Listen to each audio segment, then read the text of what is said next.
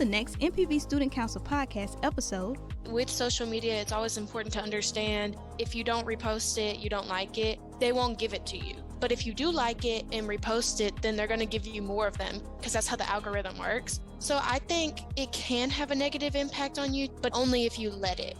To hear this episode and more, visit education.mpbonline.org or download the MPB Public Media app to listen on your iPhone or Android device.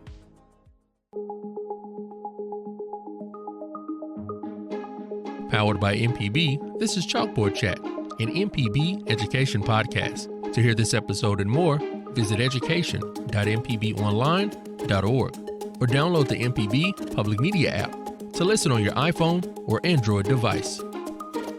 Welcome to Chalkboard Chat, where we focus on topics about all things education in Mississippi. I am your host, Dr. Tiara Y. Wren. Class is now in session. Today, our topic is Mississippi Military Star School Program. The Mississippi Department of Education, under the direction of Governor Tate Reeves, created this program to recognize schools that support children of military families. The Military Star School Program helps students' education and social-emotional transitional challenges. We have with me today to talk about this very important program, Ms. Tammy Crosetti, Director of Curriculum and Instruction with Mississippi Department of Education, and Ms. Wendy Clemons, the Associate Superintendent of Secondary Education, Career and Technical Education, and Professional Development. Thank you, ladies, for being with me today. Welcome to Chalkboard Chat, where we're talking about this very unique program, the Military Star School Program. Welcome. Thank you. Thank you. Yes. So we'll start out by letting you tell me a little bit about yourselves and how you are involved with the Military Star School Program. We'll start with you, Ms. Clemons. In my role as Associate State Superintendent, we were actually broached by a group that had been working with the governor and some of our legislators about bringing this program to our state. We are not the first state to have this program. I think the Ohio commissioner was one of the first to implement such a program, and they call it the Purple Star Schools Program. We call it the Military Star School Program. So they approached us about possibly doing this for our schools, having this designation where schools could really think about military families, particularly students, and what they had to deal with in their transition from school to school due to their parents' work in the military. And we were all on board. I believe at that time, Dr. Kim Benton was in the role of deputy or chief academic officer. And there was nothing about this program that we hesitated on because we thought that it was sound and we thought there was a need for it. So we worked alongside them, obviously with the governor. And in February of 2022, the governor did sign the executive order, which is 1561, to bring this to our state. So we began working on the idea of it and what it would look like in our state. And that's where Ms. Crosetti comes in. She has kind of taken the helm and figured out how to take an idea and really put it into practice. Wow, so it's a relatively new program. So Ms. Crosetti, when you picked up the baton to run with this program, tell us a little bit about what you do with it. Yes, ma'am. Well, it came onto my purview in the fall last year. We knew that the governor had signed this proclamation in February. And so one of our previous colleagues, he had kind of headed it up and then he left to go to another association. And I said, well, we didn't want this to just go by the wayside because we knew this was so very important to not only our military families, but the students of those military families. And so again, having a school that's designated and receives this distinguished honor is showing what they are doing for our military families. So I basically took it, created an application, and I researched some of the other states that had already implemented this to see what they were requiring. We put the application out in November. There was different criterion that they had to fulfill in order to be designated as a military star school. And so we sent it out and then we started receiving the applications. Then after we received them, Myself and some others on our committee, we went through the applications to see who actually had fulfilled each of the requirements on this application. Because again, we don't just want to give it out to everyone. We want to see that they truly are being a Military Star School and supporting those military children. And so one of the requirements of that, along with several things that they had to submit, was a web page. On their web pages, they had to show the different things that they were doing to support the military families. And one of the requirements of their web page was to show a wall that they have where they're supporting the military families. And it's been really interesting and just heartwarming to see how the schools from across the state are actually doing that. We had close to 70 schools to submit applications, and we had 61 schools that actually will be receiving this distinguished honor. And so we're very excited about that. We actually had 33 elementary schools that will be receiving it. We have 10 middle schools that will be receiving this honor, 17 high schools, and we actually have one technical center school that submitted. So again, we are super excited because this is our first to go out and to do this, so across the state. The other thing that excites me is that it's not just one area of our state, but out of all of our 4 congressional districts, we actually have representation from 3 of the 4 congressional districts. So that also warms my heart. Well, congratulations. Sounds like we're off to a good start. We are. We're very excited about it. Yes. You talked a little bit about it, how it got started. What exactly is the mission? As educators, I come from a non-military family. And, as an educator, 31 years in the business, I don't know that I can say that I understand the depths of what a military family does in order to commit to serve our country. Not to mention the children that are born into those families and what they have to endure. So I think the mission here is not only to assist those children and those families, but also to educate educators on what that looks like. So 2 components of the executive order and the Military Star Program that I believe is probably going to be the most impactful. Ms. Crosetti mentioned the website, but one of the things that the schools had to show was they had to show how they were going to offer a peer-to-peer transition program. So when those children come into that school, how are they embracing those students? And how are they finding peers that maybe have had the same experience that those students have had to help them with that transition? So that's number one. The second thing that I think really gets at the heart of the education piece of it is the districts have to offer professional development training opportunities to staff members on the issues of military students. So I think that for me, the long-term impact is that there's an avenue for educators like myself who do not understand completely what students go through when they are a part of a military family, being trained on that and made aware of it. So there's an awareness when those students come to your classroom, or those students come into your building, or those students get on your bus, or those students come through your cafeteria line, whatever the case is, better understanding maybe what they're experiencing and how they feel, so that whatever you're doing, maybe it's just a smile, maybe it's just a welcome, something, because those students not only need that, but obviously they deserve it, for their commitment as well. And to add what Ms. Clemons was also stating about the schools is that each school also has designated a military point of contact. So when those families transfer, and then that is the other beauty of it, is that they will already know. So if they're transferring to the coast or somewhere in the midsection of the state, or even up to the northern part of our state, and they're with a military base, they can look and see which schools actually are designated as a Military Star School. And then they will know that there is a military point of contact person there. And that military point of contact person, as Ms. Clemons said, they're designated there to help that child's transitioning into the school. And then they're the ones that will also be training the staff and the administration on, again, the different pieces of the military. And Dr. Wren, I'll just say for myself, and Ms. Clemons knows this, it's very near and dear to my heart because my son is in the military. Mm-hmm. My son serves in the Navy. And so he has 2 small children right now, and they are stationed in California. However, they will be moving and transitioning, as Ms. Clemons said, with the staff to understand what those children go through when a parent is deployed. And then with the family that's left behind, how they are to continue. And so all of those social emotional needs that go into that part of the transitioning piece. Again, it was very near and dear to my heart because it affects me personally. Well, the perfect person to lead up this program with our schools here in Mississippi. Thank you. Thank your son for his service to our country. Yeah. So you mentioned training. What does that training look like? And who all gets training? You mentioned the bus driver, you mentioned the teacher. Who all are required within the school district to become trained with this program?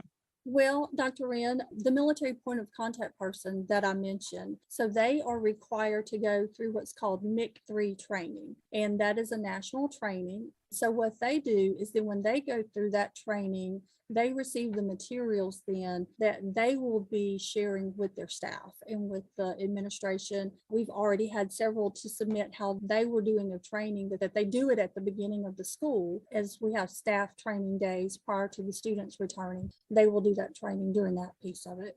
And you both mentioned several requirements or criteria. I looked at the application. If you want to do this, you really want to do this. I think that any program that's worth having and that's really going to look after our children in the best way, the requirements should have the depth and breadth that I saw on this application. Can you just share a few of those criteria for a school if they want to become a member? Sure, absolutely. Well, we've already mentioned a couple of them, and that was the military point of contact. So they have to designate someone in the school that will be their military point of contact. It doesn't have to be the counselor. Some of them use the counselor, but we know that counselors have so many things that they have to deal with. So a lot of the other schools have chosen someone else to be the military point of contact. And as we said, that person has to go through the training. Then there's their military webpage, which we mentioned. And on their military webpage, there were several criteria they had to have on that as well. And I will say that the schools that submitted applications, some of them, they were missing some of the criterion that was part of the webpage. And again, you mentioned this is a very distinguished honor. These are the criterion you had to meet. So therefore, some of them didn't meet it for this year. And we just let them know that we encourage them to try again for next year. Then we have the transition program that Ms. Clemons also talked about. So they have to lay out how they're going to do the transition program for the students, but then they have to have a student-led transition program as well. Because if they're elementary, we definitely want to see how they're using, some of their upper elementary children to transition those other smaller children in. And then if they're high school, middle school, a lot of them do the peer-to-peer buddy system. Then the professional development. We definitely want all of the staff to be trained in that aspect of when a child who comes in that's in the military, and not only just that first initial transitioning into their school, but to continue is to know that's the military point of contact person, that they are in touch with the family. So then they know when the military member is deployed, then they can let the teachers know and they can let the counselor know. So that way there's that familiar touch and face to say, we care about you and we're here to support. And then the other is the military display. And I will say, I do have 2 other grandchildren here locally and went to one of their programs that they had, and their school actually is receiving the designation. And there was the military honor wall, and they had my son's picture up there. Oh, so wow. That was just, kind of, again, touched the mama's heart there. But it was really wonderful to see because the principal at that school actually had each of the military families' pictures up on the wall with their children from the school. So that was really special. And then again, we ask that they just show what they're doing to support the military families. As you know, the governor signed that April is Military Family Month, but he also designated April the 19th as Purple Up Day. And so, but a lot of the schools had already previously been doing a lot of these things prior to this application coming out. But schools, they will celebrate Veterans Day. A lot of them have their military to come in and to read to the children, to be a part of their school setting. It was really wonderful to see the different things that they are doing to show support for our military families. Well, that's awesome. So the military really ingrained in these schools that are participating. That is wonderful. And I know the number of service members in our state is very, very high. So tell me this, you mentioned when a parent gets deployed, does it serve any families who might be moving here from other states? And they can go out and look on the website of Mississippi Department of Education to determine where they might want to locate in Mississippi. Okay, this is a military star school. Does it help them as well? Yes, ma'am. That's something that I was speaking with a friend of mine, not in the education world, but just sharing about this because they had served in the military. And they said, this is wonderful news to hear because they actually had a family member who was in the military and they were moving to the area. And so what we've actually done is on our MDE webpage, when they first log in, there will be different tabs, and one actually is for families. And if they click on the family and they just look at the different options that are there, one of the options that is there is Military Star School Program. And so as Ms. Clemons said, this is something that is nationally known. There are 31 other states that already are doing this. And so they will be familiar with that term, Military Star. And so they would then be able to click on it and it will take them to the page. And on that page, it lists all of our schools that have been designated as a Military Star School.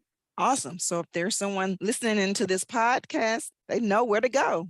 So is it once a Military Star School, always a Military Star School?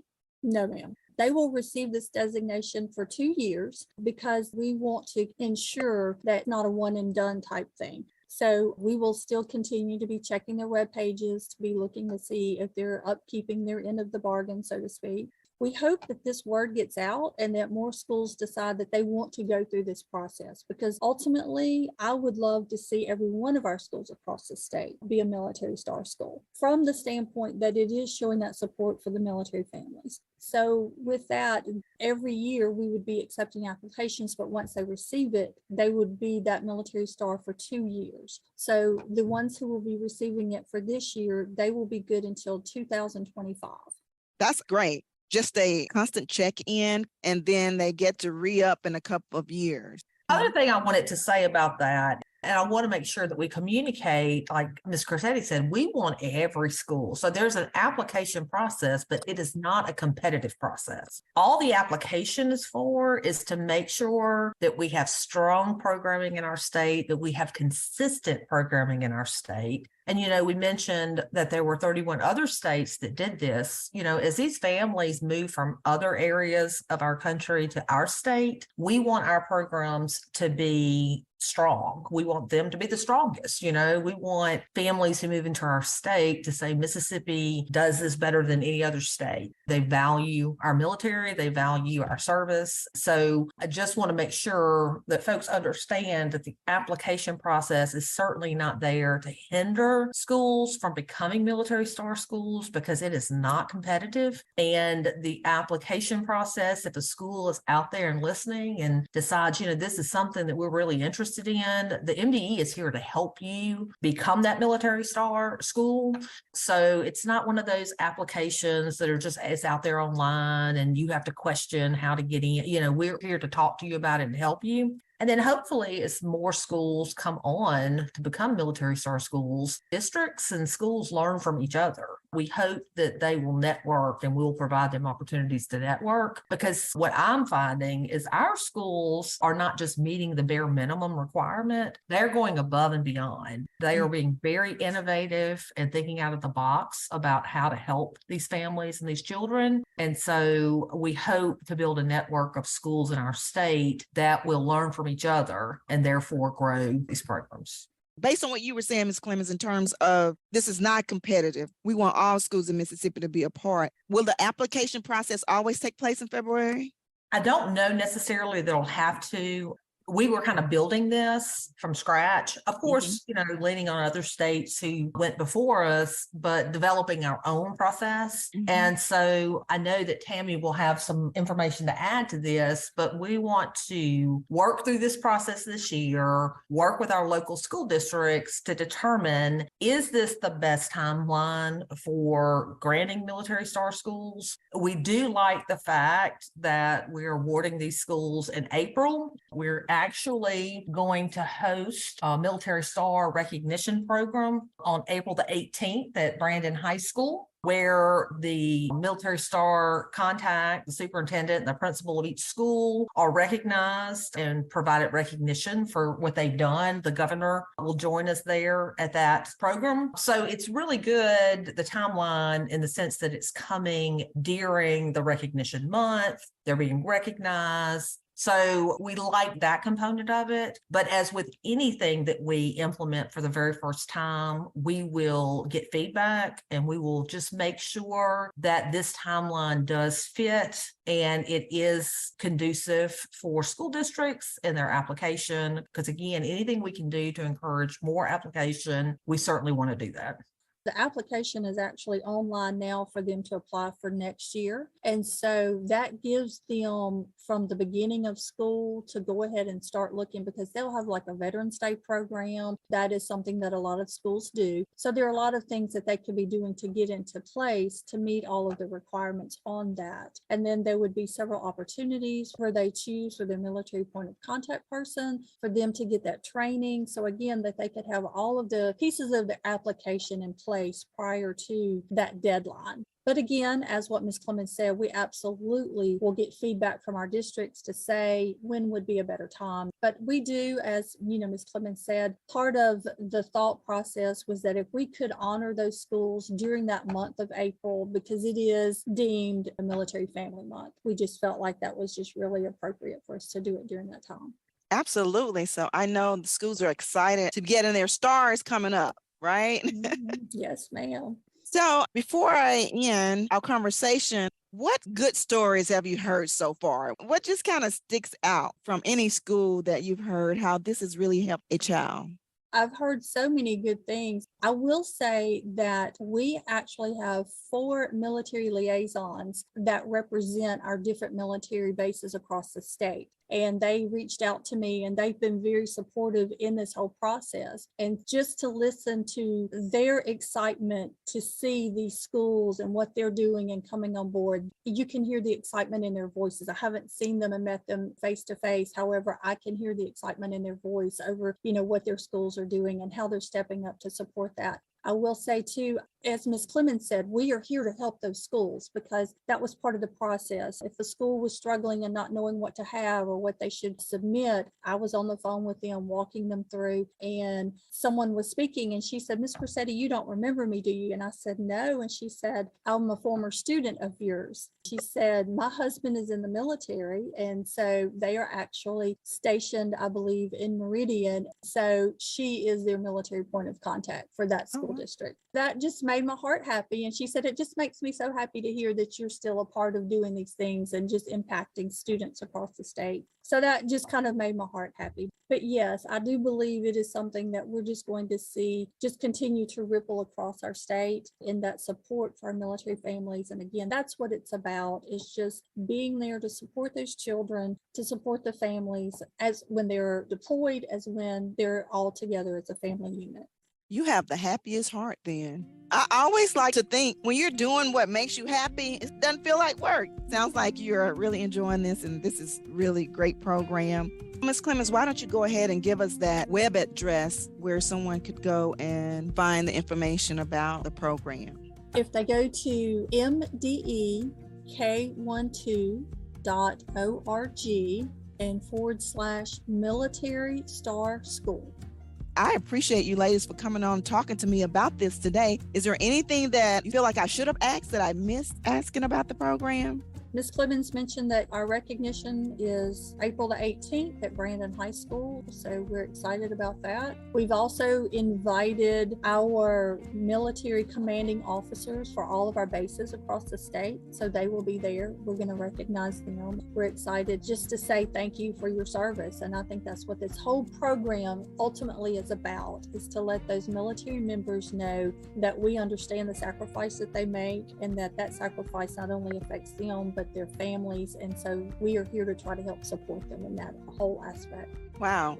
I thank you, and we at Mississippi Public Broadcasting thanks every single military family and those who are on the front line, both men and women serving our country, and certainly the work that you all are doing at the Mississippi Department of Education to support their children. So we're calling all schools, become a part of the Military Star School program. Application is out there on the MDE website. That website is mdek12.org/Military Star School. So go look at the application, see what all the criteria are for you to get started and sign up. Thank you, Ms. Clemons and Ms. Crosetti, for being here and sharing with me all this wonderful information about the Military Star School program in the state of Mississippi. This program supports our students of military families, and it warms my heart to hear that we're taking care of this population of students, providing this service to these families in a very unique way. So thank you for your service to the students of Mississippi. Thank you for what you do. Dr. Wren, we enjoy you. Thank you for all you get out there about education and helping us. We appreciate that. Thank you. I appreciate you guys having this conversation with me. You've been listening to Chalkboard Chat, an MPB education podcast. To hear this episode and more, visit education.mpbonline.org or download the MPB Public Media app to listen on your iPhone or Android device. This podcast is hosted with love by ACAST. Thank you for tuning in. Before you go, please be sure to leave a positive review for Chalkboard Chat and subscribe to be the first to know when a new episode releases. See you next time.